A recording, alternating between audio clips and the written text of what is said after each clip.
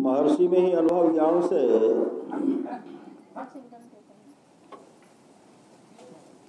परमाराध्य सदगुरु महाराज की अमृत वाणी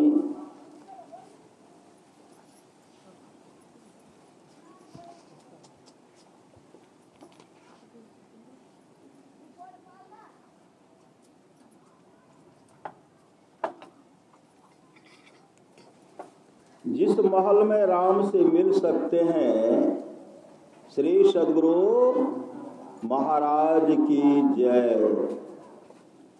जिस महल में राम से मिल सकते हैं वह महल अपना ही शरीर है। वह महल कहाँ है? वह महल अपना ही शरीर है। अपने शरीर के अंतर की तहों में अपने दृष्टि से देखे बिना राम को देख नहीं सकते। इस प्रकार देखने के साधन को ही दृष्टि साधन व दृष्टि योग कहते हैं। निर्गुण स्वरूप में और सगुण के सूक्ष्म में और सूक्ष्माति सूक्ष्म रूपों में उनकी निस्बत केवल पढ़ सुन और विचार कर रत होना केवल कठिन ही नहीं बल्कि असंभव है। जैसे वर्णात्मक नाम भजन प्रथम अवश्य करना चाहिए। वर्णात्मक नाम भजन बोल बोल के मंत्र का वर्णात्मक नाम भजन। पहले बहुत आदमी कहते थे हरे राम राम राम हरे हरे, हरे कृष्ण कृष्ण कृष्ण हरे हरे। अभी भी होता है। वर्णात्मक नाम भजन प्रथम अवश्य करना चाहिए, जो हम सब लोग किए नहीं किए हैं। वैसे ही अंत में ध्वन्यात्मक नाम का भी भजन अवश्य करना चाहिए। अंत में ध्वन्यात्मक नाम का भजन ही अवश्य करना चाहिए। वर्णात्मक नाम अपने अर्थ द्वारा गुण प्रकट करके नामी का केवल परोक्ष ज्ञान देता है और ध्वन्यात्मक नाम अपने आकर्षण द्वारा सूरत को नामी तक एकदम पहुंचाकर उसके अपरोक्ष ज्ञान का अनुभव करा देता है। स्त्रियों के लिए मोक्ष के हेतु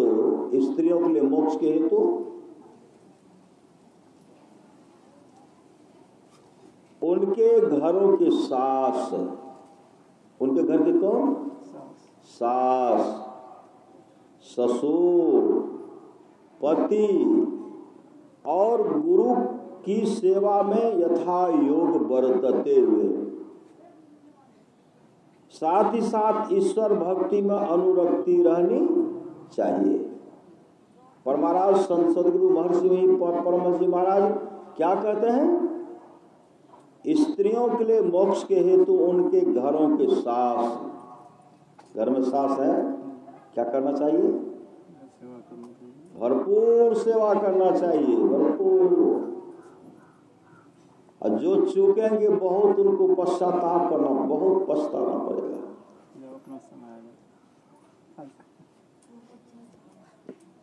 उनके घरों के सास, ससुर, पति और गुरु की सेवा में यथा योग बरतते साथ ही साथ ईश्वर भक्ति में अनुरक्ति रहनी चाहिए।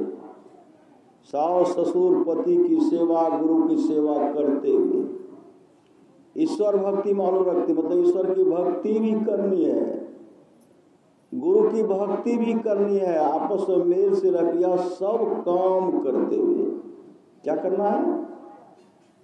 ईश्वर में अनुरक्ति। आप लोगों को ईश्वर के प्रति अनुरक्ति थी, प्रेम थी, तब तो सत्संग में आए, नहीं आए। और सब कैसे आएंगे? सब आएंगे सत्संग में? सबके भाग में लिखा हुआ सत्संग नहीं है। शाही स्वामी जी महाराज कहा करते थे, जिस सत्संग हम लोग बैठे हुए हैं यह सत्संग टाटा बिरला के नसीब में लिखा हुआ नहीं है, नहीं है, नहीं है। यह सत्संग कहाँ है? यह सत्संग श्रद्धालु, प्रेमी, ईश्वर के प्रति प्रेम रखने वाले, गुरु के प्रति श्रद्धा करने वाले, यह सत्संग श्रद्धालु के झोले बैग में रखा, झोले में रखा हुआ। देखते हैं चल देते हैं पुस्तक लेकर के सत्संग कराते, तो झोला में रखा हुआ तब न, झोले में रखा हुआ है।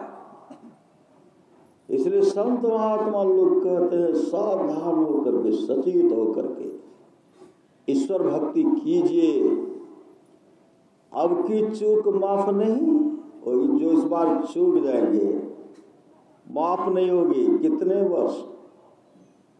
2.25 अरब बरस के बाद कब हो कि करी करुणा नर दे। 2.25 अरब बरस के बाद और कारण स्नेह करने वाले ईश्वर उनको दया करके मानव का सेट दे देंगे। अब खाने पीने में चूक गए तो फिर 2.25 अरब बरस।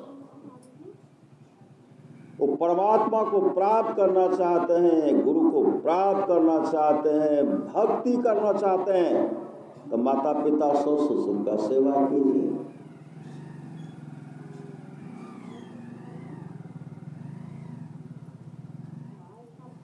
जिसमें सेवा भाव नहीं साही सुख चैन कहाँ होगा। नो सुख है, नो चैन, नो शांति से रह पाएंगे। और सुंदर शरीर पर कभी घमंड नहीं करना चाहिए। सुंदर शरीर पर कभी घमंड, हम बहुत सुंदर हैं, आप लोग जानते होंगे, सच्ची घटना है। एक वृद्ध है, पिताजी वृद्ध हो गए, काफी रोगग्रस्त हो गए।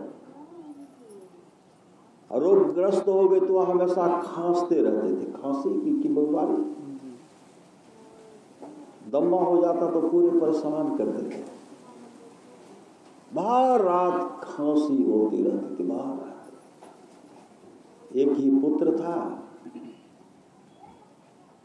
लड़का भी बहुत सुंदर और पतोह भी बहुत सुंदरी।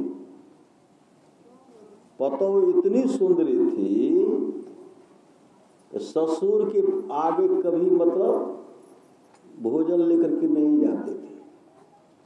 भोजन लेकर के जाऊंगी, हो न हो खांस रहे हैं, बीमारी मुझ में प्रवेश कर जाएगी, इसी ख्याल से कभी नहीं गए। बाहर रात खांसते रहते थे। एक दिन वो अपने पति को क्या कहते, देखिए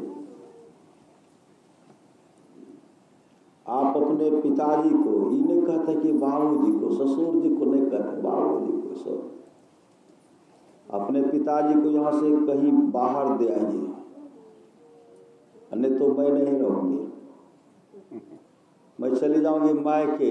देखते कितना खुशहाल है, कितना सुंदर भवन है, कितना प्लॉट का प्लॉट मेरी जमीन मेरे पिताजी के पास। जानते हैं कि नहीं? हाँ, सो तो जानता।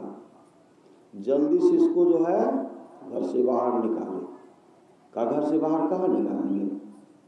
पिताजी है, वृद्धावस्था में पुत्र ही सहारा होता है। मतलब इतना वो हट करने लगी, शाम वो घर से निकल जाती थी, नहीं रहूंगी। अब पति पकड़ करके चलिए रह जाए, बहुत आगे। धीरे धीरे पत्नी के फेर में पड़ गई। अपने पिताजी को क्या करते, बाबूजी अमुक जगह में मेला लग रहा है, चलिए मेला देखने के लिए। ओ मेला ला जब वक्त की खिले वहां। तो पुत्र क्या कहते हैं, जिलेबी सब, रसगुल्ला सब खाइएगा, जिलेबी सब रसगुल्ला। चलो पिताजी मान गए, ऊंट पर बैठाए, ऊंट पर बैठा कर उनको ले गया। ले कहाँ गए? घनघोर जंगल था। वहां जब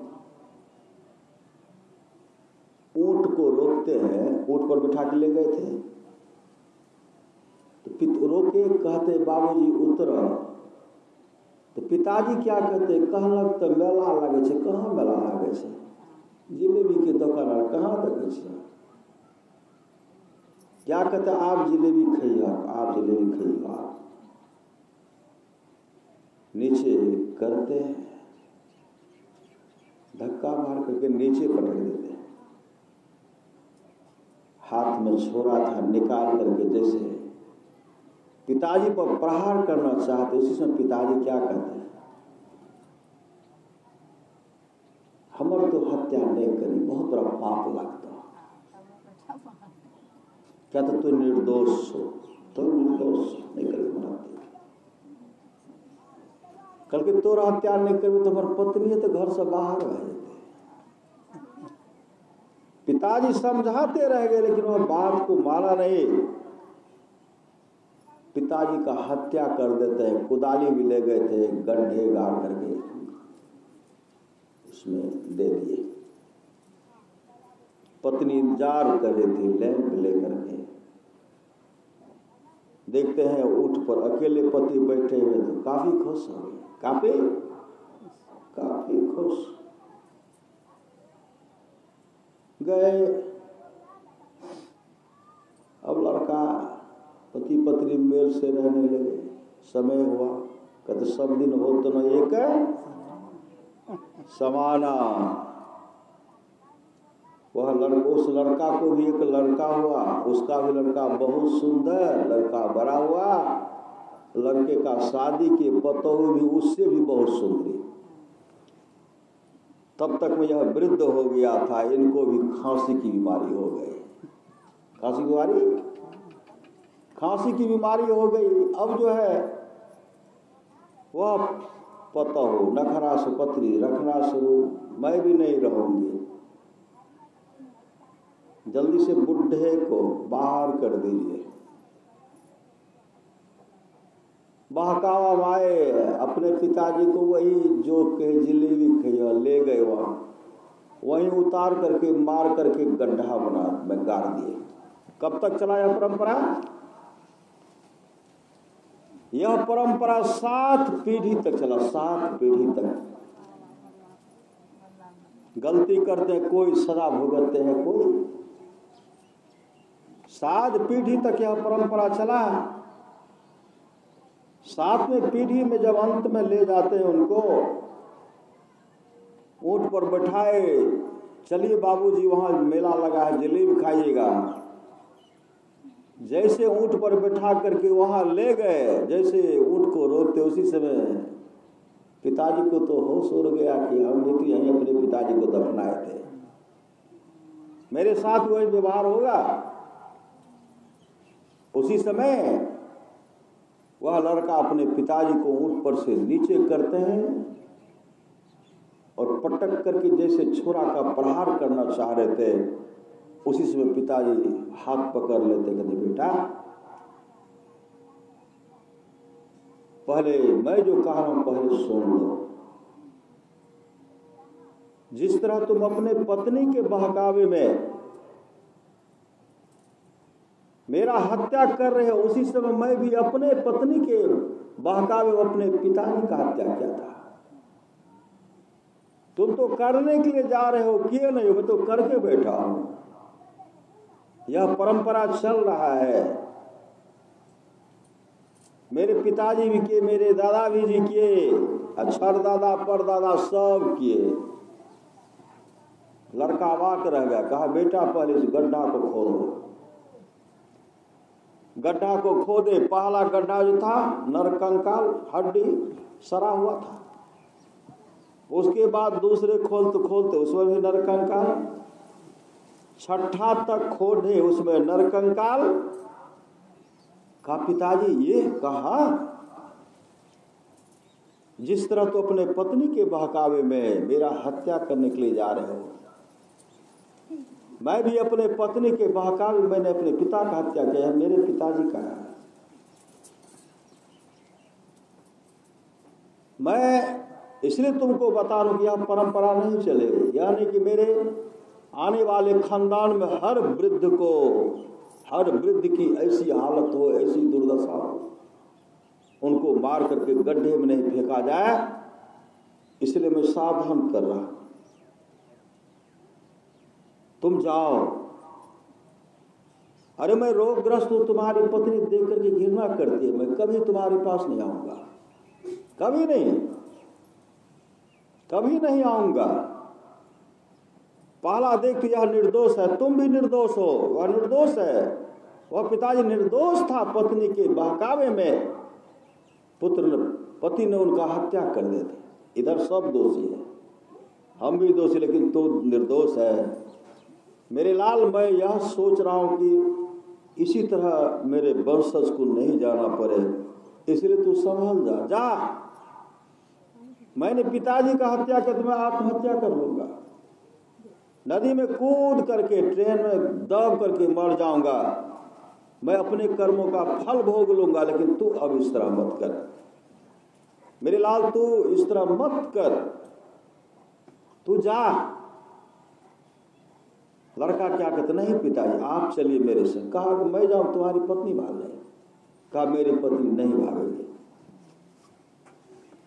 जब मैं पत्नी को ठीक से समझाऊंगा तो वह नहीं भागेगी, इसलिए आप तो चलिए। पुत्र पिता के पांव में लटके हुए, पिताजी कहते नहीं जाओ, हम नहीं चाहते कि तुम्हारे जीवन में दुख हो, जाओ, हम भिक्षाटन करके समय काट लेंगे, जाओ। लेकिन पुत्र इतने गिड़गिड़ाए, इतने रोए, पिताजी को लाचार होकर के जाना पड़ा। ऊँट पर बैठा करके गए तो पत्नी देख रही है, जैसे देखते हैं तो ससुर तो है ही है, लालटेन को पट के घर में गए, अब उठ नहीं रही है। नहीं माँ कोई जना बन बथी की कल करे को भवन चल गए श्री सदगुरु। उसी तरह पति जाकर उनको उठाते हैं, उठिए तो पहले सुन तो लीजिए। पहले सुनने के लिए वो तैयार नहीं होते, इतने समझाने के बाद जब वो कहने लगे, देखो साथ में पीढ़ी तक जो मेरे वंशज के लोग हैं उसको यहाँ दुख, उनका भी नरकंकाल पड़ा हुआ, उनके बाद ही पड़ा हुआ है। जब सब बात बताए पत्नी रोने लगी और कहने लगी मैं तो जानती नहीं थी। कहा पिताजी तो यहां आने के लिए भी नहीं चाह रहे थे, पिताजी कह रहे कि अभी भी कह रहे मैं जाऊंगा। उस पतो दौड़ पड़ी, कहा नहीं बाबूजी अब आपको कहीं नहीं जाना, अब आपको कहीं नहीं जाना है। पति पत्नी मिल करके अपने पिताजी का इतना सेवा किए। परंपरा जो था हर वृद्ध को उसमें जाना था, वो परंपरा समाप्त हो गई। पति पत्नी मिलकर के सदगुरु से दीक्षा लेकर के ध्यान भजन करने लगे, अपने जीवन को सफल सार्थक कर लिए। पहले भक्ति शिव अज सुख सनकादिक नारद जे मुनि ब्रह्म विशारद सब कर मत खग नायक एहा करिए राम पद पंकज नेहा। राम के चरण कमलों में प्रेम करना चाहिए। कहते भलाई कर भला होगा, अब बुराई कर बुरा होगा। कोई देखे न देखे खुदा तो देखता खुदा शरीर के अंदर बैठे, सब के अंदर में बैठे हुए, सब का हिसाब किताब ले रहे हैं। अभी ऐठ कर चलत कत ऐठो चलत कत टेढ़ो जब रात सब सीधा कर देंगे। इतना कोरा बरसाएंगे ना श्री सदगुरु, एक एक हिसाब आपसे लिया जाएगा, एक एक हिसाब। एक एक श्वास का जो सुमरण कर रहे हैं, अगर श्वासारूपी पूंजी वैसे चला गया तो एक एक हिसाब चुकाना पड़ेगा। इसलिए भक्ति करना चाहते तो सावधान हो जाए, सावधान। एक लड़का था, अपने पिताजी क्या किए, धक्का मारते हुए दरवाजे पर से खींच करके सड़क पर से 1 किलोमीटर तक धक्का मारते हुए लेके चले गए। उसमें भी अभागा का मन नहीं हुआ। अभागा कहिए जो माता पिता को कष्ट देते, अभागा नहीं तो क्या, भागशाली थोड़े होगा अभागा। गए लेकर, मन नहीं माना, उठाए पटक दिए सड़क पर। दांत झड़ गया, पिताजी का दांत झड़ गया, खून बह रही है। बहुत लोग बचाते, लेकिन किसी के बात को मानता नहीं था। सब लोग वहां पहुंचते हैं, बूढ़े बाबा का दांत भी झड़ गया, खून बह रही है, फिर भी मुस्कुराहट, हंस रहे हैं, हंस रहे हैं, हंस रहे हैं। लड़का क्या कहते हैं, इतने मारे के बादो हंसे छे, देखो एकरा लाज छे, क्या दे दी, लाज से हंसे छे कि कानना छे। पिताजी क्या कहते हैं, मैंने अपने पिताजी को सिर्फ दरवाजे पर से सड़क पर लाया था, ऐसे पकड़ करके, ऐसे पकड़ करके। पिताजी कोई गाली भी मैं नहीं दिया था, पिताजी को कोई धक्का मुक्का भी नहीं किया था, लेकिन पकड़ करके मेरे सड़क पर से, द्वार दरवाजे पर से सड़क पर लाया। उसके बदले में हमको 1 किलोमीटर तक काफी धक्का मुक्का खाना पड़ा। उससे भी तुम्हारा मन नहीं भरा तो उठा के पटक दिया, दांत टूट गया। अरे दरवाजे से सड़क तक में इतना फजी है, और तुम जो यहाँ तक लाए, तुम्हारा पुत्र तुम्हारे साथ कैसा वार करेंगे। इसलिए संत महात्मा लोग कहते सच, यह कलयुग है। सबसे पहले तो कलयुग आपको धर्म करने के लिए देंगे ही नहीं देंगे। अब भागशाली है कि आकर के, भागशाली सब आकर के कर रहे हैं, वह करने के लिए देते नहीं है। भागशाली है, गुरु के दुलारे है, जो ईश्वर भक्त हैं, उनको कोई रोक भी नहीं पाएंगे। इसलिए शिव अज सुख सनकादिक नारद, जे मुनि ब्रह्म विचारे विशारद, सब कर मत खगनायक, यहाँ करिए राम पद पंकज नेहा।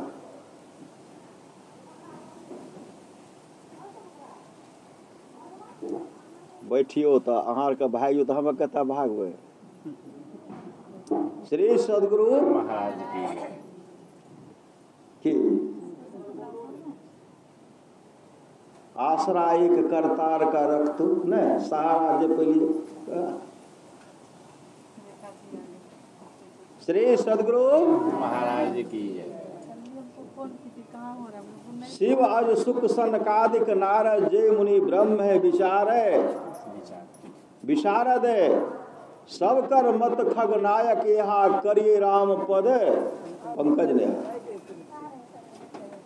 श्रुति पुराण सदग्रंथ कहाई, रघुपति भगति बिना सुख नहीं। जब तक परमात्मा की भक्ति नहीं करेंगे, रघुपति भगति बिना सुख नहीं, तब तक सुख का मुख भी नहीं देख सकते हैं। इसलिए सुखी होना चाहते हैं, भक्ति कीजिए। भक्ति निशानी मुक्ति की, संत चढ़े सब धाय। जिन जिन माना आलस किया, जन्म जन्म पछता। जो एक बूंद को नहीं सह पाएंगे, एक हवा के थोड़ी सी झोंका को नहीं सह पाएंगे, अब बड़ा बड़ा जो तूफान आने वाला उसको कैसे सहेंगे। जो थोड़ी सी बूंद को सह लेंगे, थोड़ी सी हवा के झोंका को सह लेंगे, बड़ा बड़ा तूफान भी उसका कुछ नहीं बिगाड़ पाएगा, उसका कुछ नहीं बिगाड़ पाएगा। इसलिए जीवन में भक्ति कीजिए, भक्ति। लेकिन माता पिता सास ससुर पति का सेवा कीजिए।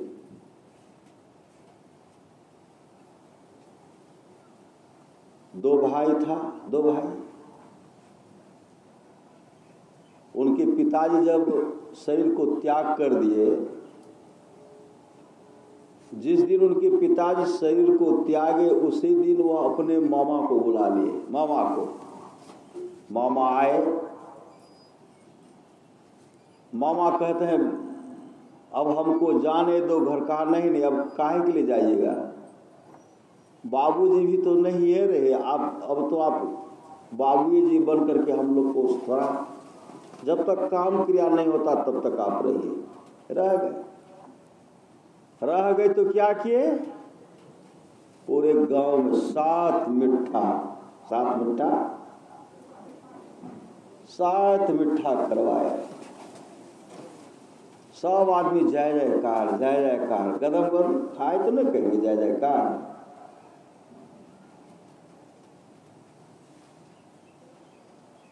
संपिंडन हो गया। सुबह में उनके मामा जी कहते हैं नुनू अब हम जाते हैं, हमको कई दिन हो गया। तो भैगना क्या कहते हैं, मामा जी कम से कम, भैगन पुतो हो सब, मामा जी कम से कम आज तो रह जाइए, आज रहिए। हम दोनों भाई में जो है भोज जो किए हैं हिसाब कर दीजिए, हिसाब। तो मामा जी विचार करते जब इतने दिन रह गए तो आज भी रह जाते हैं। मामा जी जलपान करके दरवाजे की तरफ नहीं आकर के बारी की ओर चले गए। बारी की ओर जाते हैं तो क्या देखते हैं, पुराना टूटा हुआ कटघरा है। और कटघरा से काफी दुर्गंध हो रही, काफी दुर्गंध, विष्ठा की दुर्गंध हो रही। मामा देख लिए, देखते काफी दुर्गंध हो रही है। उधर से निकल गए, गांव में जो भैगना लगेंगे कहते आइए मामा जी, आवो मामा जी, आवो मामा जी। वहां बैठे सब गए, बहुत जगह घूमे। तब वह मामा जी पूछते हैं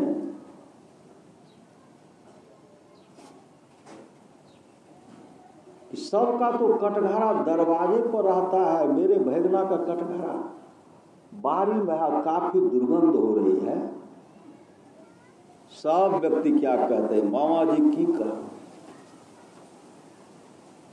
दोनों लड़का हराबजी लग गए के पहले ही तो के देते पहला खाए। एक बार तो वहां पत्थर मतलब एक बर्तन में जो देते थे, बर्तन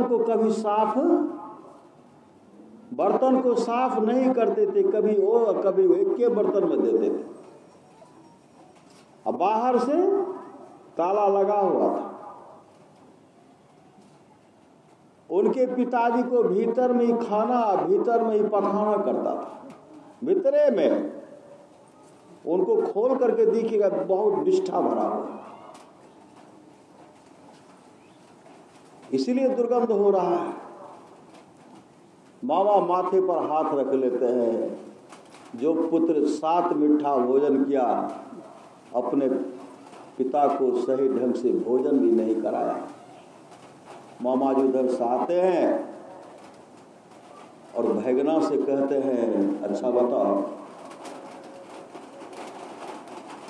पीछे में देखे कटघरा टूट गया है, उसको मरम्मत करवा लो। अरे सबका दरवाजे के आगे रहता, तुम्हारा पीछे में क्यों है? उस कटघरा को ठीक करवा लो। तो भैगना क्या कहते हैं, भैगना मामा जी अब उसकी आवश्यकता नहीं है, उसकी आवश्यकता नहीं है। मामा कहता आवश्यकता है, इसलिए जल्दी से ठीक करा लो। नहीं मामा जी आप पुतोह भी आ गए, भगिन पुतोह, मामा जी आप ओकर जरूरी नहीं पड़ते। मामा जी कहते पड़ेगा, ऐसा पड़ेगा, तुम तो कोई न कोई उनको खाने के लिए देते भी तुम्हारा पुत्र झांक करके नहीं देखेगा। इसलिए कटघरा को मरम्मत करवा लो, नहीं तो काफी दुर्गति होगी।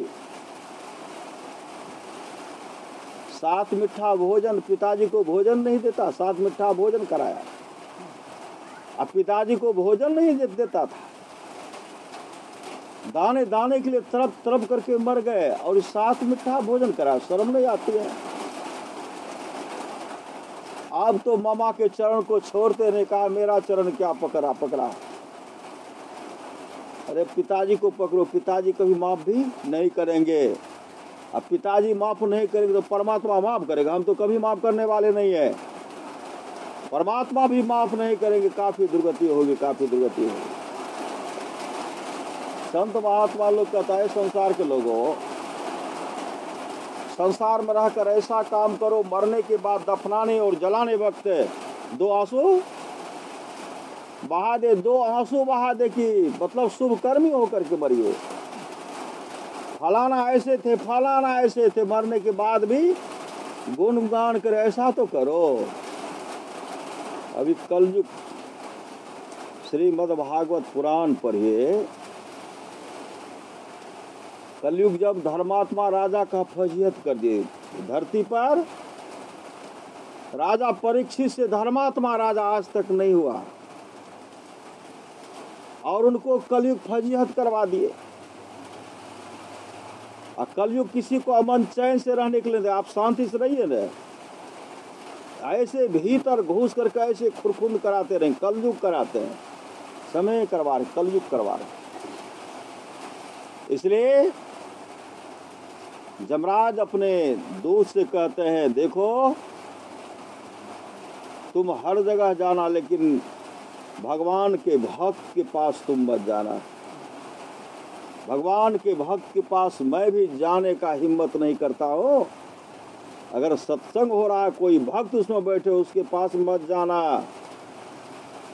तो सत्संग में आएंगे, काल आएंगे। जमराज भी डरते हैं भगवान के भक्त से, इसलिए वो भगवान के प्यारे हैं तो हमारे भी प्यारे हैं, इसलिए भूल से मत जाना।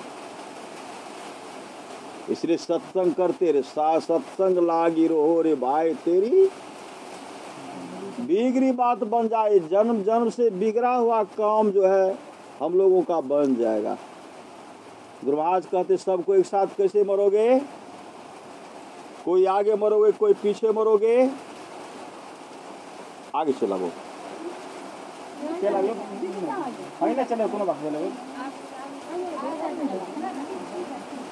कोई आगे मरोगे, कोई पीछे मरोगे। मेरे संग रहने वाले कधोगति नहीं होती। जो मेरे संग रहते उन कधोगति नहीं होती।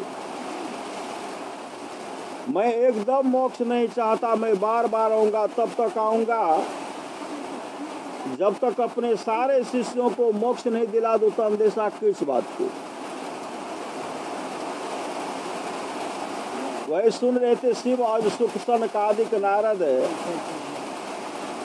जे मुनि ब्रह्म विचार विशारद, सब कर मत खग नायक यहाँ करिए राम पद। पंकज ने राम के चरण कमलों प्रेम कीजिए, राम के चरण कमलों प्रेम कीजिए। आप लोग जानते होंगे गुलिक व्याध क्या करते थे? डाका डालते थे, बटमार थे, लुटेरे थे, लोगों के धन भी लूट लेते थे और उनका हत्या भी कर देते। धन भी लूटते, हत्या भी कर देते। इतना बड़ा दुराचारी था। दूसरे के पत्नी को भी हरण कर लेते थे। उसके जीवन में एक ऐसा समय आया, वह डाका डालने के ख्याल से घर से निकले, गांव में कहीं उनको मौका नहीं मिला। कहीं मौका उनको नहीं मिला। घनघोर जंगल जाते हैं। जब घनघोर जंगल जाते हैं तो घनघोर जंगल में क्या देख रहे हैं? भगवान विष्णु का मंदिर है। मंदिर में भगवान विष्णु का मूर्ति जो सोना का मूर्ति है, सोना का मूर्ति, बहुत बड़ा मूर्ति था। गुलिक व्याध के मन में हुआ गांव में नहीं मिला, लेकिन जंगल में तो है। और उनके नाम से हमेशा लोग कांपते रहते, कब गुलिक आ जाएगा। कहना मुश्किल है, कब गुलिक आ जाएगा। घर द्वार को हमेशा बंद रखते थे। मौका नहीं मिला, जंगल गए। जंगल में जब देखते हैं तो क्या कहते हैं, यहाँ तो मिला। अब भगवान का विष्णु का मूर्ति यहाँ ले जाऊंगा, सोना का है, और टुकड़ा टुकड़ा करके बेचूंगा। टुकड़ा टुकड़ा करके बेचूंगा और परिवार का भरण पोषण करूंगा। यह बोल रहे थे। उसी समय एक ऋषि, एक उत्तंक ऋषि निकले। श्री सदगुरु महाराज की जय। उत्तंक ऋषि जब निकले, उत्तंक ऋषि को देखने के बाद गुलिक व्याध के मन में हुआ, रास्ते का रोड़ा यही है, यही रोक सकता है। पहले इसी का काम तमाम करना है। न रहेगी बांस न बाजेगी बांसुरी पहले इसी का काम तमाम करना है। उसी समय क्या करते हैं, तलवार लेकर गुलक व्याध उत्तंक ऋषि पर दौड़ पड़े। जैसे तलवार का प्रहार करना चाहते हैं, उसी समय उत्तंक ऋषि कहते, भैया क्या करने के लिए जा रहे हो? अरे भैया क्या करने के लिए जा रहे हो? गुलक व्याध कहते, मेरा कोई भाई नहीं है, मुझे धन चाहिए, धन। उत्तंक ऋषि कहते, भैया जो तुम दूसरे का हत्या करते हो, हत्या करके धन लूट करके ले जाते हो, परिवार का भरण पोषण करते हो, नरक में बहुत बड़ा दुख तुमको भोगना पड़ेगा, तुम भोगोगे। गुलक व्याध क्या कहते, हम काहे के लिए भोगेंगे, कोई पाप नहीं लगता है। उत्तंक ऋषि कहते, लगता है, कोई आंसू पोंछने वाला नहीं होगा, कोई आंसू पोंछने वाला नहीं होगा। बार बार संत जगावल, कोई कोई जागल, लेकिन इतने जगाते रह गए, ठोकर देते रह गए। उसी समय गुलक व्याध क्या कहते हैं, अगर हमसे पाप बन गया है, मेरे माता पिता भोग लेंगे, मेरी पत्नी भोग लेगी, मेरे पुत्र भोग लेंगे। उत्तंक ऋषि कहते, कोई भोगने वाला नहीं होगा, जाकर के देखो, कोई भोगने वाला नहीं। जम जालिम जति फटकारे लेखा दे, तो बोले इतना बड़ा कष्ट तुमको दिया जाएगा। इतने अच्छे ढंग से समझाए, समझाने के बाद उत्तंक ऋषि कहते हैं, जब शरीर से जीवात्मा निकलेगी, जमदूत तुमको घसीटते हुए लेके चले जाएंगे। जमालय में बहुत बड़ा दुख होता, नरक का कुंड बहुत बड़ा है, घसीटते लेके जाएंगे। उस समय चीखोगे, हे भार्या, हे पुत्र, हे कुटुंबियों, हे सगे संबंधियों, कोई तो मुझे जम पास से बचाओ। का वहाँ कोई बचाने वाला नहीं होगा। इतने अच्छे ढंग से समझाए। गुलक व्याध कहते हैं, हे ऋषिवर, मैं एक क्या, मैं तो बहुतों का हत्या किया, बहुतों के धन को लूटा, मेरा उद्धार कैसे होगा, मेरा उद्धार कैसे होगा। इतने बिलख बिलख करके रोने लगे। अपने आंसू से उत्तंक ऋषि के चरणों को धो डाले, अपने आंसू से उत्तंक ऋषि के चरणों को धो डाले। उसी समय गुलक व्याध की मृत्यु हो गई, आत्मा निकल गए। उत्तंक ऋषि के चरणों पर माथे रखा हुआ, उनके चरण को तो आंसू से धो डाल। उत्तंक ऋषि जब देख रहे हैं ऐसे करते हैं, तो चित्त हो गए, मृत्यु हो गई थी। उत्तंक ऋषि क्या करते हैं, भगवान विष्णु का जो चरणोदक वह लेकर के उनके पूरे शरीर को सींचते हैं, उनके शरीर को सींचते हैं और सींचते हुए कहते, ओम नमो भगवते वासुदेवाय, ओम नमो भगवते वासुदेवाय, ओम नमो भगवते वासुदेवाय। इस मंत्र को जप रहे हैं। जपने के बाद उस शरीर से एक दिव्य पुरुष निकलता है, उस शरीर से दिव्य पुरुष निकलता है और भगवान विष्णु के रूप जैसा सुंदर। गिरजा संत समागम समन लाभ कछु आन, भगवान विष्णु जैसा सुंदर कुंडल है, हर चीज से सजा हुआ है, हर चीज से सजा हुआ। उसी समय वैकुंठ लोक से विमान आता है,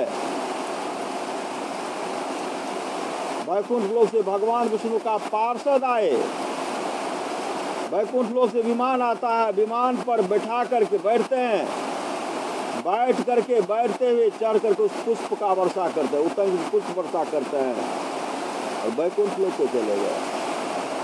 ये सदगुरु की कृपा है। परमारा सुमार का तो जौ गुरु कृपा तनि ही विचारे, मिटे कल्पना सोग है, गुरु समदाता साहिब नाही, गुरु समदाता साहिब नाही, गुरु गुरु जपिए लोग है, गुरु तज और न चित बसाइए, गुरु गुरु गुरु गुरु नित्य जपत रहिए, मैं ही कर जोरी गुरु चरणन धरी चित्त। इसलिए गुरु के प्रति समर्पण हो जाइए, काम हम लोगों का भी बन जाएगा। श्री सदगुरु तमाम का काम बनेगा, चिंता नहीं करना है। श्री सदगुरु चिंता नहीं करना है हम लोगों को, हमको ना ही सोच, सोच सब उनको भारी। गुरुदेव को भारी सोचा किसी ले जाएंगे, हमको ना ही सोच, सोच सब उनको भारी। ओ सदगुरु, परमात्मा में कोई अंतर नहीं है, गुरु और परमात्मा में कोई अंतर नहीं है।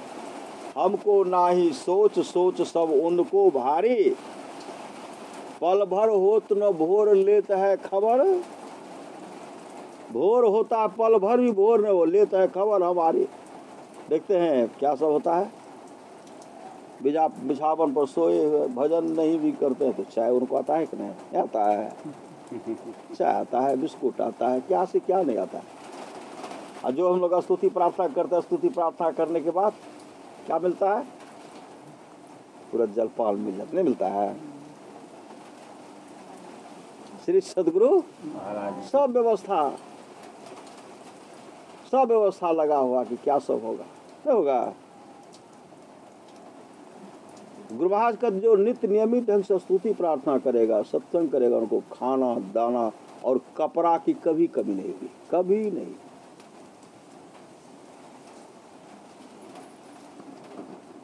मोटा वस्त्र असंज होगा तो छत भी होगा। श्री सदगुरु महाराज की छत भी होगा, इसलिए चिंता नहीं करनी है। और चिंता में परे जो चिंता करने लगे का चिंता जो है चिता का समान है। चिंता की लगी आग, कोरोना कितना भयभीत हो गया था। विदेश में कितना घटा।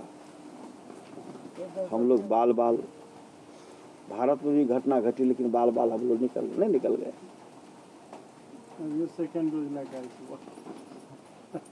श्री सदगुरु महाराज की जय। चिंता की लगी आग जरे सकल संसार, चिंता की लगी आग जरे सकल संसार है। जरे सकल संसार जरत निरपति को देखा। निरपति राजा को, देश के मालिक को, घर के मालिक को नहीं रहे। जरत निरपति को देखा। अब बादशाह उमराव जरत है सैयद शेखा। जोगी जति जरे नागा बैरागी। कोई न बसते भाग लगी दोपहरे आगे। पलटू बसते संत जन जिनका नाम आधार। चिंता की लगी आग जरे सकल संसार। इसलिए चिंता नहीं करनी है।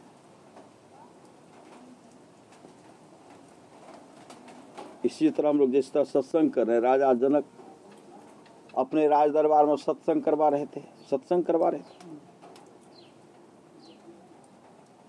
जब करवा रहे थे तो जब तक राजा जनक नहीं आते थे तब तक याज्ञवल्क्य जी महाराज सत्संग प्रारंभ नहीं करते थे। शिष्य सबके मन हो गया, सन्यासी सबके मन में हो गया, गुरुदेव जो है राजे को अधिक चाहते हैं। हम लोग पहले से बैठे हुए सत्संग नहीं करते हैं, और राजा जब आएंगे तब सत्संग करेंगे। गुरुदेव भी देखते हैं उनके मन में, बाबा भी जो है उनके मन में कुछ तर्क वितर्क मतलब कुछ है। याज्ञवल्क्य जी महाराज तो सब कुछ जानते थे, अंतर्यामी सदगुरु थे। याज्ञवल्क्य जी महाराज क्या करते हैं? योग बल से। श्री सदगुरु महाराज की जय। योग बल से क्या करते? जंगल में आग लगा दिए। जंगल में जैसे आग लगी, उधर से सिपाही आते हैं, महाराज जंगल में आग लग गई है। जैसे जंगल में आग लगने के बाद कह रहे हैं, जो भी सन्यासी उठकर कैसे वो देखने लगे। और राजा जनक बैठे। कुछ देर के बाद उधर से हवेली से, राजमहल से आते हैं। महाराज हवेली की ओर, महल की ओर आग आ रही है। सन्यासी सब निकल करके भागे। कहा? अपने लंगोटी को बचाने के लिए। लंगोटी जल जाती तो पहनता क्या, मतलब चिंता है। गोरखनाथ जी महाराज कहते हैं, दिन के खाए रात कर, दिन को खाए रात को झक्के, अत्ता को गोरख साथ लो रखे। लंगोटी को बचाने के लिए दौड़ पड़े। अपने अपने कपड़ा को उतार कर आए, बचा कर आए, हपस रहे, नहीं से परेशान। फिर कहते महाराज एक खबर, महाराज आप जिस कमरा में आराम करते उस कमरा में आग प्रवेश कर गई है। उस कमरा में आग प्रवेश कर गई है। उसी समय महात्मा जी जो प्रवचन कर रहे थे, महात्मा जी प्रवचन बंद कर दिए। श्री सद्गुरु प्रवचन जैसे बंद कर दिए, राजा जनक जी महाराज कहते, गुरुदेव प्रवचन क्यों बंद किए? प्रवचन तो कीजिए। महात्मा जी कुछ नहीं बोलते। फिर राजा जनक कहते हैं, महाराज महल को, राज को एक न एक, राजमहल हो महल हो, एक न एक दिन तो उसका नाश होना ही है। इस हवेली की भी नाश हो जाएगी, महल भी धराशायी हो जाएंगे, खंडर हो जाएंगे। लेकिन यह सत्संग मिलेगा कि नहीं मिलेगा कहना मुश्किल है। इसलिए हे गुरुदेव सत्संग प्रारंभ कीजिए। इस हवेली को तो नाश होना हो रहा तो हो रहा, जल करके राख हो रहा तो हो रहा, लेकिन सत्संग सुनाइए। सत्संग प्रारंभ हो गया। आग की लपट धीरे धीरे शांत हो गए और याज्ञवल्क्य जी महाराज अपने योग बल से आग लगाए थे। जो देखे कि जंगल जल रहा है, फिर देखते हरा भरा, महल में अग्नि प्रवेश कर गए, सब जल गया, देखे सब हरा पड़ा है।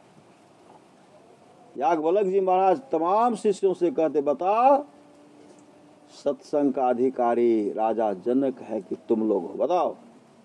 सब ऐसे सिर नीचे कर लिए। इसलिए सत्संग का अधिकारी बनिए। अधिकारी है इसलिए सुलखादित्य कहते से श्री सद्गुरु सब कहाँ साहेब, सब दूरे से। सत्संग का अधिकारी आप लोग हैं, इसलिए तो सत्संग भाई। जिनके अधिकार से निकल गया था, भाग से निकल उठ करके चले न गए, नहीं गए श्री सद्गुरु। सत्संग का अधिकारी कौन आप लोग जानते होंगे, राजा परीक्षित। राजा परीक्षित को जब तक्षक दंश करने वाला था, राजा परीक्षित काफी घबराए। घबरा करके सुखदेव मुनि से कहते हैं, गुरुदेव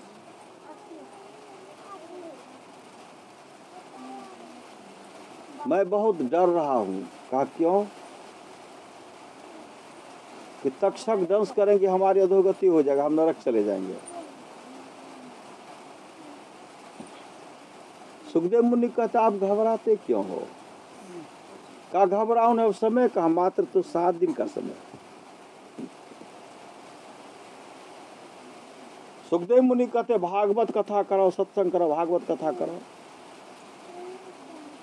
ऐसा व्यवस्था करो, व्यवस्था में बढ़िया ढंग से सत्संग होता रहे। व्यवस्था करवाए।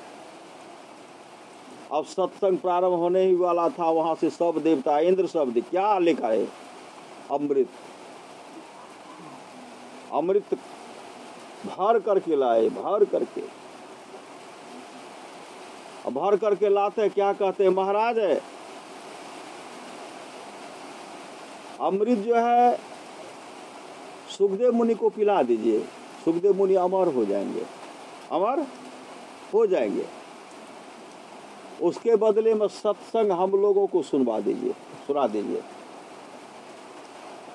सुखदेव मुनि कहते हम ऐसा तो नहीं करेंगे, ऐसा हम नहीं कर सकते हैं। परीक्षित राजा परीक्षित का मन जो हो करे।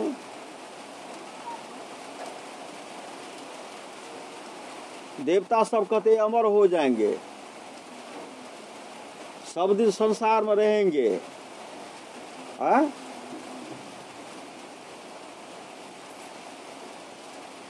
इसलिए इनको अमर बना दीजिए, धर्मात्मा राजा। सुखदेव मुनि मुस्कुराते हैं। राजा परीक्षित क्या कहते, महाराज मुझे अमर होना नहीं है, अमर होना नहीं है, अमर होना नहीं चाहते, इसलिए हमको सत्संग सुना दीजिए। देखिए कितना बड़ा सत्संग का, भागवत कथा को पढ़िए ना, सत्संग का कितना बड़ा महत्व दिया गया उसमें। सत्संग से बढ़ करके कुछ है कहा नहीं जा सकता। देवता सबको झक मार करके वापस जाना पड़ा, चले गए। और राजा परीक्षित सत्संग सुन करके अपने जीवन को सफल सार्थक कर लिए। और उसी समय राजा परीक्षित के लिए वैकुंठ लोक से विमान आता है। भगवान विष्णु का जो रूप स्वरूप था, वही रूप स्वरूप राजा परीक्षित का हो गया। और विमान पर बैठ करके वैकुंठ लोक चले गए। वैकुंठ लोक, यह सत्संग का फल। करिए नित सत्संग को, बाधा सकल मिटा, यह अवसर फिर ना मिले, दुर्लभ नरतम का। पिछली भक्ति शिव अज सुख सनकादिक नारद, जे मुनि ब्रह्म विचार विशारद, सब कर मत खग नायक यहा, करिए राम पद पंकज नेहा। आप लोग जानते होंगे नरोत्तम ब्राह्मण, नरोत्तम ब्राह्मण देखने में बहुत सुंदर और तपस्वी था। अब माता पिता का सेवा नहीं करता था नरोत्तम, माता पिता का सेवा नहीं करता, मन में बड़ा अहंकार। स्नान जब करते थे गीला वस्त्र को क्या करते थे, धोने के बाद ऐसे ऊपर फेंकते थे, उनका गीला वस्त्र आकाश चला जाता था। आकाश में पूर्ण रूप से जब सूख जाता था, तब जब वो स्नान करने लगता था उसी से वह वस्त्र आ जाता था। मन में इतना बड़ा घमंड हो गया कि मेरा वस्त्र तो आकाश में जाता है, स्नान करता हूं तो मेरे पास वह वस्त्र आता है, फूलों नहीं समारे होते। मैं बहुत बड़ा तपस्वी हो गया, मैं बहुत बड़ा त्यागी हो गया, इस तरह का अहंकार उनके मन में हो गया। सुबह का समय था, नरोत्तम ब्राह्मण आकाश की ओर देखते हैं, काफी मुस्कुराए खुशी से। मैं बहुत बड़ा तपस्वी हूँ, मेरा गीला वस्त्र आकाश जाता, आकाश में जाता, वहां से सूख करके आता है। ऐसे मुंह खोल करके ठठा करके हंस रहे थे। उसी समय उसके मुख में बगुला क्या के बीट कर दी, पखाना कर दी। हंस जो रहे थे, मुंह खोला था, उसमें बगुला का पखाना उनके मुख में चला गया। आक्रोश में करके साप देते हैं, ऐसे देते हैं, बगुला जल करके राख हो गया। और राख भी उधर सारा शरीर पर गिर गया। श्री सदगुरु महाराज की राख भी, अब तो हमसे बढ़ करके कोई नहीं है। दूसरे दिन स्नान किए, स्नान करने के बाद गीला कपड़ा था, गीला कपड़ा को आकाश को फेंकते हैं तो ऊपर नहीं जाकर के नीचे गिरता है। देखिए हम लोग क्या करते हैं, धराधर आशीर्वाद जिसने दीजिए श्री सदगुरु महाराज को हम लोग आशीर्वाद देते, बचा करके रखिए, काम देगा ना श्री सदगुरु महाराज।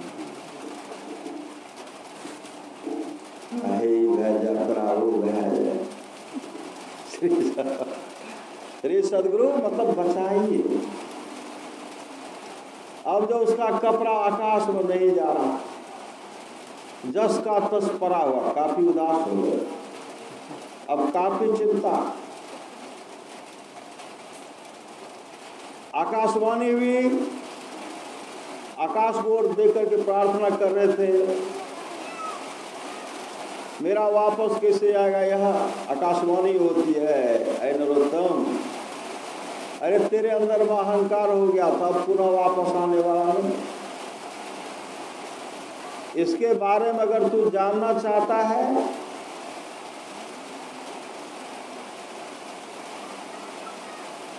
तो चले जाओ। कहाँ?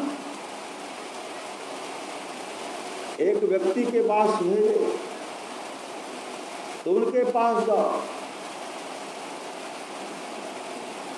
वहां जब आए तो क्या कहते हैं, मेरे प्रश्न का उत्तर दे लो। अहंकार था, हम ब्राह्मण हैं, मेरे प्रश्न का उत्तर दे लो।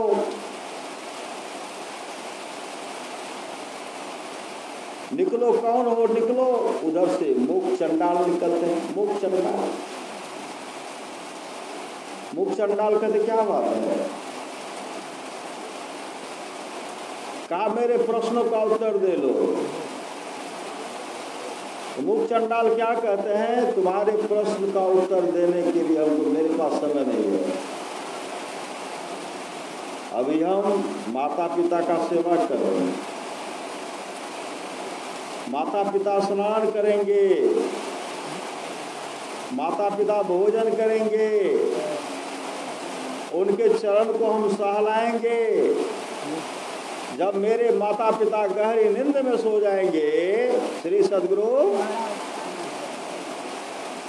तब मैं आपके प्रश्न का उत्तर हम देंगे। क्या कहते? अभी दो, अभी उत्तर दो। उसी समय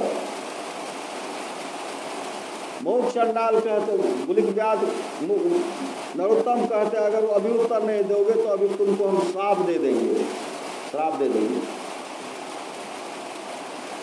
मोक्ष चंडाल कहता है, नरोत्तम मैं वह बोगला नहीं हूं कि जल करके राख हो जाऊं, मैं बोगला नहीं हूं।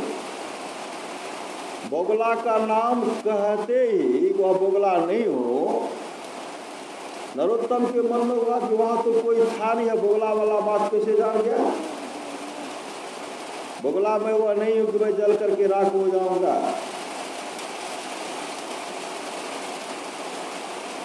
जब तक मैं माता पिता का सेवा नहीं करूंगा, बहुत हड़बड़ी, चले जाओ। कहाँ चले जाओ?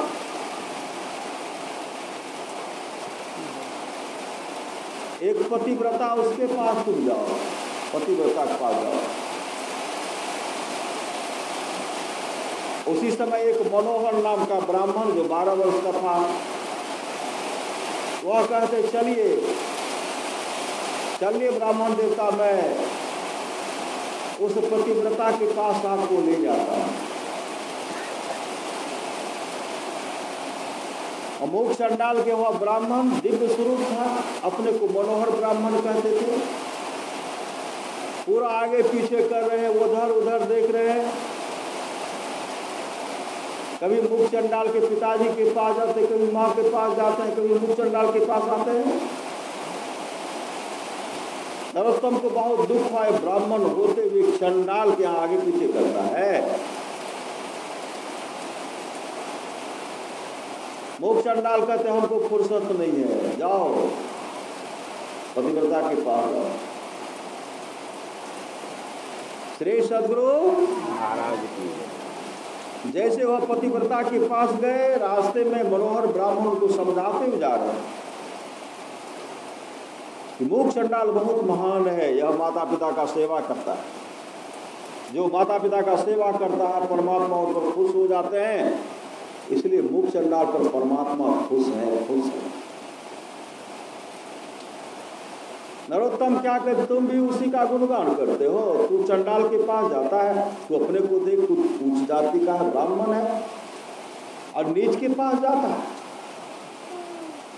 मनोहर ब्राह्मण कहते मेरे नजर में कोई ऊंच नीच नहीं है, हम तो देखते जो श्रद्धा से माता पिता का सेवा करते हैं, वो जो माता पिता का सेवा करते, मेरे मन में होता है यहाँ आना चाहिए, इसलिए मैं आता रहा।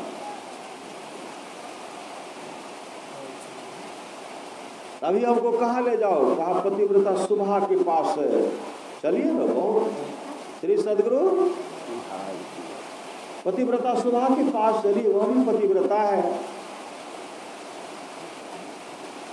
उनका भी गुणगान कर रहे हैं तो नरोत्तम कहते तू सबका गुणगान करता है, मेरा गुणगान कहाँ करते हो? आपको आपका गुणगान हम कैसे करेंगे? आपका गुणगान जब उतना आपके पास गुण हो जाएगा तब तो करेंगे आपका गुणगान। नरोत्तम को लगा और आग लग गया।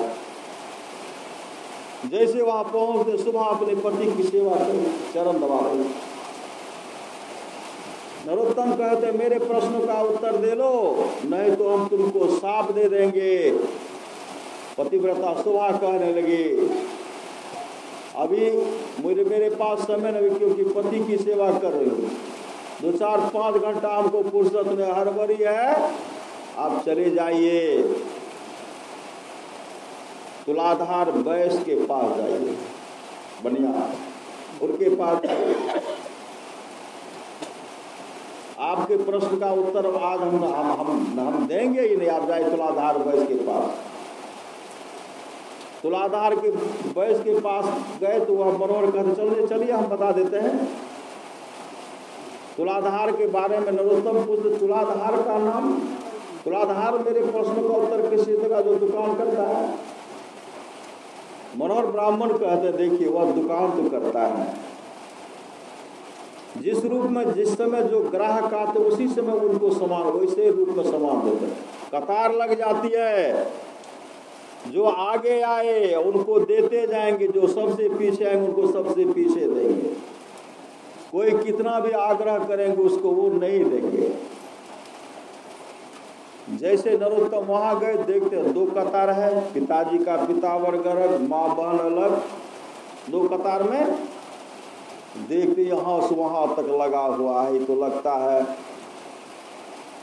है रात्रि का 12 बज जाएगा। नरोत्तम कहते मेरे प्रश्न का उत्तर दे लो। कहा देखिए अभी हम आपके प्रश्न का कोई प्रश्न का उत्तर नहीं देंगे। देखते कतार को देखते हैं, सामान देते देते रात्रि का 12 बज जाएगा और सबको सामान दे देंगे तब आपके पास बैठने का हमको मौका नहीं है। बहुत हड़बड़ी है तो चले जाइए। कहाँ? एक मनोहर, एक राजकुमार, मतलब एक मित्र है, मेरा मित्र है, उनके पास जाइए। उनके पास गए तो क्या करते हैं, पति पत्नी एक जगह बैठे हुए थे और भगवान का गुणगान कर रहे थे। नरोत्तम कहते इनके पास हमको आकर के क्या मिलेगा, हम तो सन्यासी।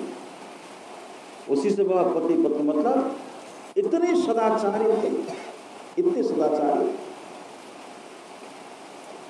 वो अपने मित्र के पति उनका राजकुमार मित्र था, उनके पत्नी सब दोनों अपने पत्नी उनके पत्नी एक बिस्तर पर सोते।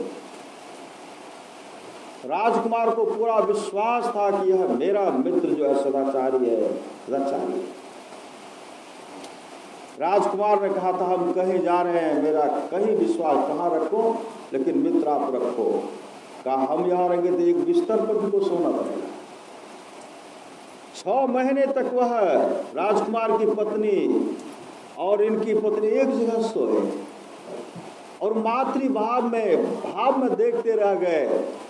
और एक बिस्तर पर सोते हुए भी राजकुमारी की पत्नी के अंतर की दृष्टि खोल गए, क्योंकि इनका भी अंतर का दृष्टि खोला हुआ था। इस सदाचारी हर रूप में सबको माँ बहन के रूप में देखते थे और वो हमेशा उनको माँ के रूप में देखते थे। जैसे जब वहां से आए राजकुमार, जब 6 महीने के बाद आते हैं तो लोग कहने लगे राजकुमार अपने पत्नी को वहां दे दी।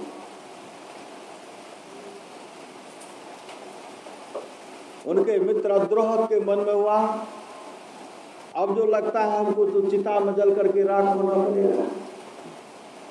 इनकी पत्नी भी है, इनको भी परीक्षा देना पड़ेगा। आकर के अपने पत्नी का तुम परीक्षा दो।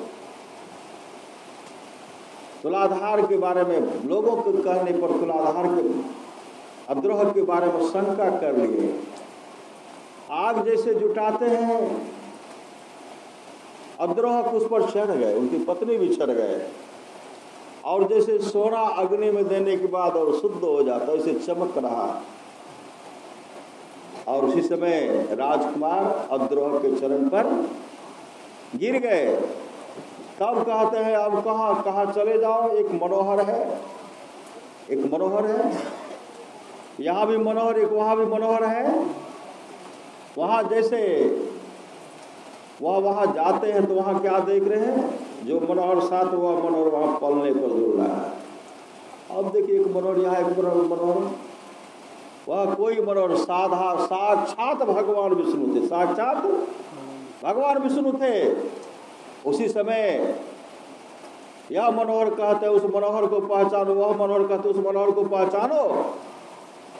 कृपा हो गई, भगवान विष्णु का दर्शन कर लिए। उसी समय भगवान विष्णु कहते हैं गौतम, तेरे अंदर में अहंकार है, तू यह इतना जो तू भटका है सिर्फ माता पिता की सेवा के चलते। जीवन में माता पिता का सेवा नहीं, किसी ने तू दर दर का ठोकर खा। तेरा तपस्या चौपट हो गया, इसलिए तू वापस जाओ, माता पिता का भरपूर सेवा करो, स्नान कराओ, भोजन कराओ, चरण दबाओ। जब सेवा से माता पिता प्रसन्न हो जाएंगे, तुम्हारा परम कल्याण हो जाएगा।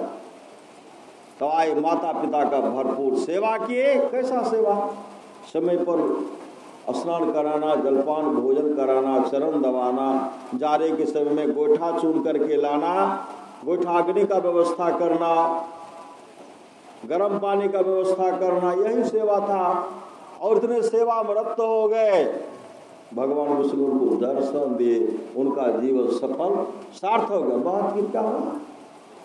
जो माता पिता का सेवा कर रहे थे, जो पति का सेवा कर रहे थे,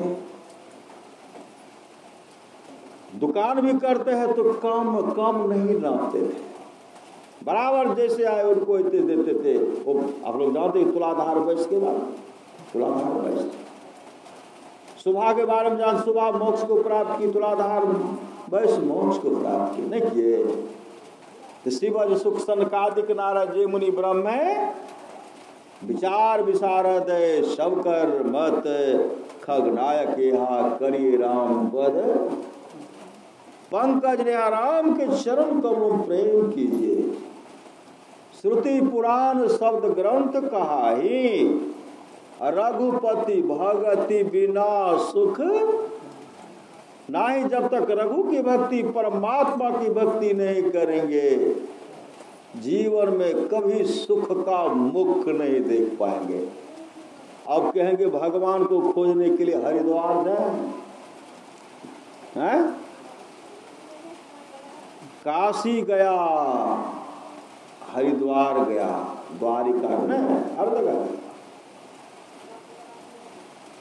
लेकिन वह काशी हरिद्वार सब यही है। कलयुग में श्रद्धा से पूजेंगे तो भगवान प्रकट हो जाते हैं। पहले तो विलंबो करते नहीं करते थे, अब भगवान को प्रकट होने में देर नहीं लगता। कलयुग के बाद को भगवान नहीं मानते हैं। जो भजन करेंगे, सोना चांदी की आवश्यकता नहीं है, हीरा जवाहरात का आवश्यकता। सोना चढ़ेवे तब खुश हेते, हीरा चढ़ेवे तब खुश नहीं। श्रद्धा से आप समय दे दिए, 1 घंटा, आध घंटा, 2 घंटे आपने सत्संग का श्रवण कर लिया, श्रद्धा से सत्संग सुन लिए तो समझिए भगवान का दर्शन हो जाए। लाख करो तुम पूजा, तीर्थ करो 1000, दीन दुखी को ठुकराया तो सब कुछ है बेकार। कुत्ता को क्या कहते हैं?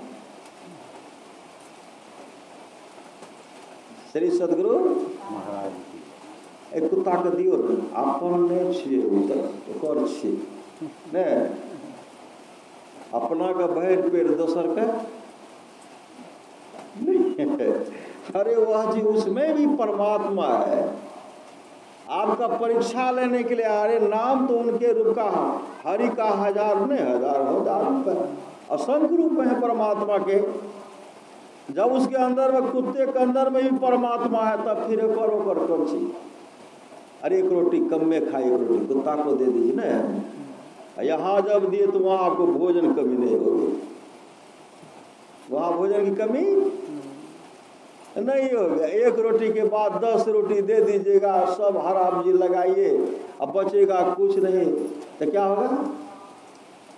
कोई आपके जीवन पूर्ण नहीं है, उसमें से बचा खुचा करके कुछ चिट्टी है, कुछ कबूतर है, कुछ नहीं है। परमात्मा को घूस, परमात्मा घूस कैसे देते हैं? श्री सदगुरु परमात्मा को भी घूस देते हैं। एक आदमी को एक केस में फंसा दिया गया,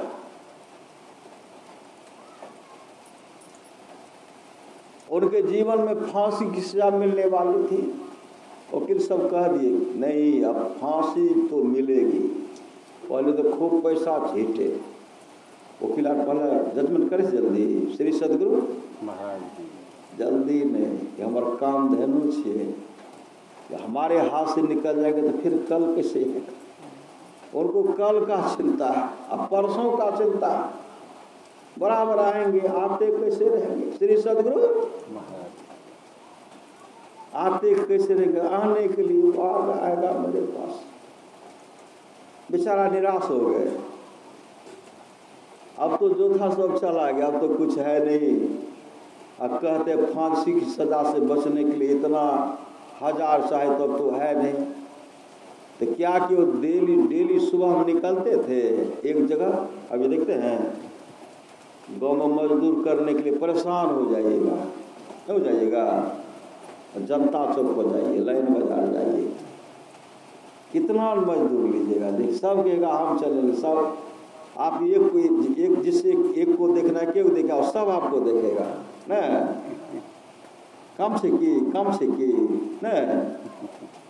वो चले जाते थे बाजार में, ऐसे जगह था जाते थे, क्या करते थे लोग ने? चिड़िया फंसाते हैं, चिड़िया फंसा करके तरह तरह का लाते हैं और उसमें बंद है। वो क्या करते थे? खरीद लेते थे, वहीं सबको उड़ा देते थे,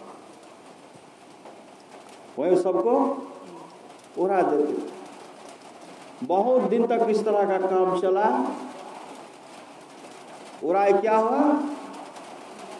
जीव को हिंसा से बचाए? नहीं बचाए। कुछ दिन के बाद ऐसा उनके जीवन इतना पूर्ण बन गया, वकील कहते हैं आपके लिए जज साहब बोल रहे थे लगता है बहुत निर्दोष है, इनको फांसी की सजा नहीं होनी चाहिए, इनको रिहा होनी चाहिए, उनको बुलाइए। चलिए हम तो आपके घर पर जाना चाहते, चलिए। जैसे वहाँ गए, लिखते हैं क्या लिखे? रिहा।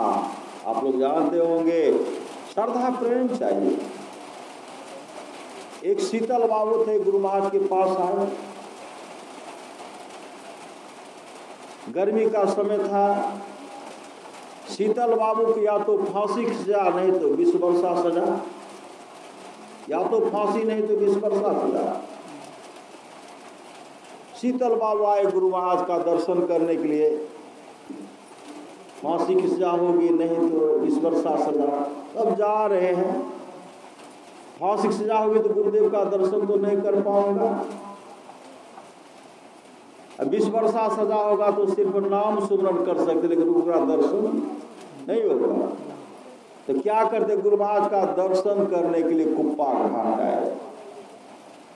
कुप्पा घाट जब आए तो भागीरथवा क्या कि गुरु महाराज को उसी समय चिलचिलाती धूप में व्हील चेयर पर बैठा करके टहलाने के लिए जा रहे। देखते हैं वह पीछे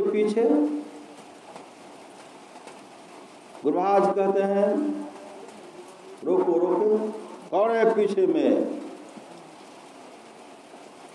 हुजूर शीतल बाबू छे, पकड़िए।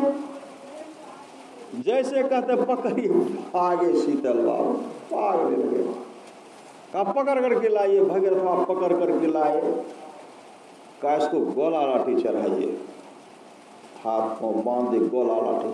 विद्यार्थी सबको पता है, हम लोग को पता है। स्कूल जाते थे, बदमस्ती करते थे, याद नहीं करते थे, बदमस्ती भी करते।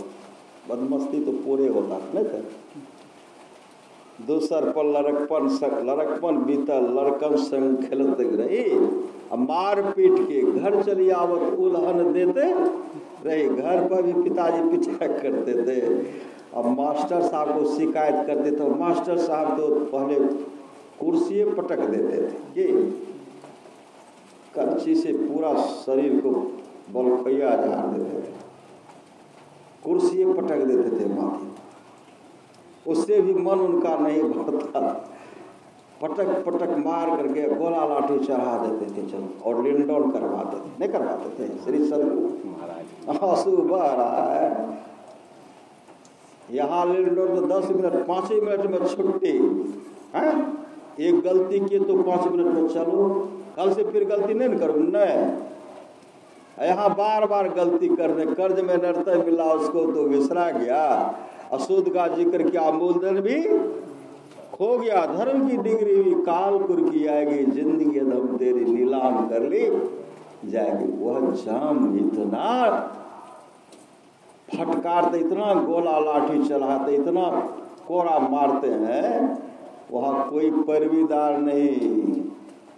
100 वर्षों तक के लिए कुंड में डाल देंगे, 100 वर्षों तक। परियो नरकवाब के कुंड कीड़ा तोरा काट लियो, करनी देख पछताई रे जगवा में कछु निकलो। जैसे कहते हैं शीतल पकड़ के लाए, गोला लाठी चराए, का इस धूप में सूखने के लिए दे दीजिए। धूप में रख दिए, धूप में रख दिए, सूखने के लिए दे। गुरु महाराज टहलते इधर सुधर इधर सुधर, जब घूर करके कई घंटे के बाद आते हैं, गुरु महाराज कहते के छियो, क्या नहीं जानते थे अंतर्यामी सदगुरु के छियो? तो कहते हुजूर शीतल बाबू छे। की भेले? हुजूर अहे नहीं बनबली। खोल दियो, खोल दियो, खोलवाए। जैसे खोलवाते हैं, गुरु महाराज के चरण लिपट गए, गुरु महाराज के चरण लिपट गए और कहते हुजूर हमरा जीवन में तो 20 वर्षा सजा या फांसी की सजा सोचलिए गुरुदेव के दर्शन कर ली, वही करके चाहिए। जैसे वहां गए, हाजिर होते हैं, जजमेंट होता रिहा। इतने बड़े सामर्थ्यवान सदगुरु है, इसलिए सत्संग कीजिए। कितना बड़ा कष्ट भोगना पड़ेगा, वह कष्ट सत्संग से कट जाएगा। सत्संग कर लेंगे, कष्ट विपत्ति दूर हो जाएगी, कष्ट समाप्त हो जाएगी। करिए इन सत्संग को। अब बाधा सकल, सब बाधा पड़ा हुआ जमा है, ढेर है। अब करिए इन सत्संग को, बाधा सकल मिटा। जो बाधा विपत्ति मिट जाएगी, यह अवसर फिर ना मिले, दुर्लभ नर्तन पाप, फिर मौका नहीं मिलेगा। एकाएक जो है ना, संजय बाबू ने कहा कल के हम सत्संग करिए लीजिए श्री सदगुरु महाराज। एक जबरदस्ती सत्संग का भी फल होता है, नहीं होता है?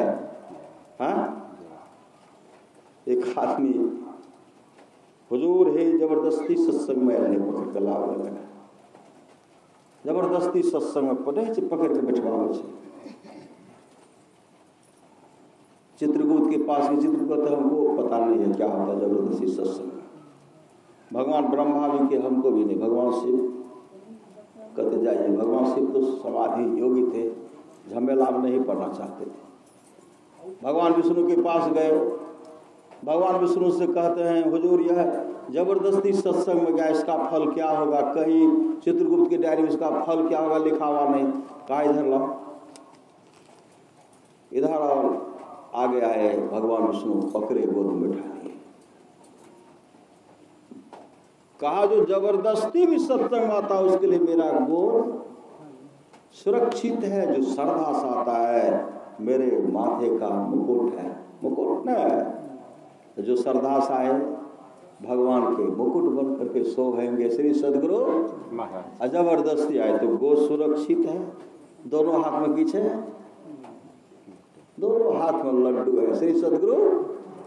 इसलिए लड्डू को हाथ से निकल नहीं दीजिए। सत्संग नित और ध्यान नित करते रहिए। दोनों हाथ लड्डू, सोना में सुगंध हो जाए ना होगा। इसलिए सत्संग कभी मत छोड़िए, सत्संग कराइए, सत्संग गछ लीजिए। यह अनिष्ट होने से बचाता है। काल करो सो आज कर, आज करो सो अब। जो कल करना चाहते आज कर लीजिए, जो आज करना चाहते अब कर लीजिए। काल करो सो आज कर, आज करो सो अब। पल में प्रलय होएगा, बहुरी करोगे कब? अब प्रलय होने में विलंब नहीं है। देखते हैं हर घर में रावण है बैठा है। पत्नी सत्संग में जाती, पति को कहाँ चाहते हैं? हमको तो मेरा जो मान प्रतिष्ठा को सब मर्दन कर देंगे, नहीं कहे चाहे। सत्संग सत्संग करे ने। जे गुरु के दुलारी छे, गुरु के प्यारी छे, प्यारा छे, वो सत्संग छोड़ते थोड़े। गुरु धन्य है, गुरु धन्य है, गुरु धन्य है दाता दयाल। दया करे और गुण हरे दे टाल भव, दे टाल भव जंजाल। सब मिल को जपते रहो जी, बने रहो खुशहाल। हरदम रटो कब हो न हटो, तो ही छेड़ेगा न काल। काल भी छेड़खानी नहीं करेंगे। इसलिए शिव अज सुख संकादिक नारद, जय मुनि ब्रह्म विचार विशारद। सब कर मत खगनायक यहाँ, करी राम पद पंकज नेहा। श्री सदगुरु महाराज की जय। सब्जी बाबू जिस भावना से कराए गुरु महाराज इनके मनोकामना को पूरा करेंगे।